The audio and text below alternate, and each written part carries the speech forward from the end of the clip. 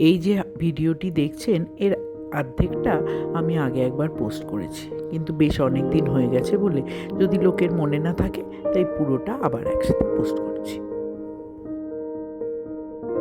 এক একজনের মনের খারাপের ওষুধ এক এক রকম হয়। আমার যখন মন খারাপ লাগে তখন আমি আমার এই বাক্সগুলো বার করে বসে পড়ি।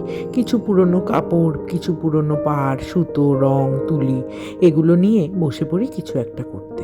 অনেক দিন ধরেই এই ব্লাউজটাকে একটা মেকওভার দেবো বলে ভাবছিলাম।